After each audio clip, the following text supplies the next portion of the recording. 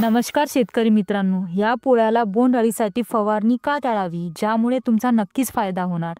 त्याआधी आपण पाहू की खरंच पोळ्याच्या अमावस्येला बोंडअळी अंडे घालते का.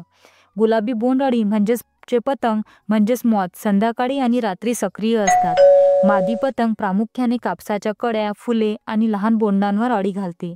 एक मादी साधारणतः 150 ते 200 अंडी घालते आणि त्या अंड्यातून 3 ते 4 दिवसात अळी बाहेर येते.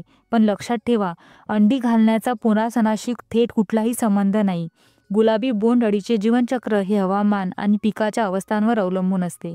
जेव्हा कापसाच्या कळ्या, फुले आणि लहान बोंडे येतात तेव्हाच अंड्यांचे प्रमाण जास्त असते आणि पोळ्याच्या सणाच्या काळात कापसात ही अवस्था जास्त प्रमाणात दिसते. त्यामुळे शेतकऱ्यांचा अनुभव सणाशी जोडला जातो.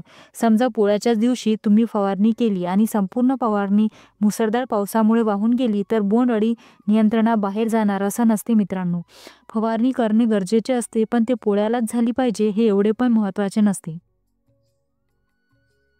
यावर्षी फवारणी का टाळावी? मित्रांनो, यावर्षी पोळ्याच्या आसपास जोरदार पाणी ही हवामान विभागाने सांगितलं आहे आणि जर तुम्ही घाईघाईने फवारणी केली आणि ती जर पाण्यामुळे वाहून गेली तर नुकसान आपलेच आहे. तरी तुम्ही पावसामुळे ही फवारणी टाळावी. हीच फवारणी 4 ते 5 दिवसांनी वातावरण पाहून करावी. पोळ्यालाच फवारणी करणे हे एवढे महत्त्वाचे नाही. बोंडअळी नियंत्रणासाठी योग्य फवारणी मॉडेल, ज्यामध्ये 3 कीटकनाशकाच्या 3 वेगवेगळ्या फवारण्या 40 ते 60 दिवसात करायचे असतात, हे मात्र खूप महत्त्वाचे आहे. हे आपण पुढच्या व्हिडिओमध्ये पाहू. व्हिडिओ आवडल्यास नक्की लाईक करा, सबस्क्राईब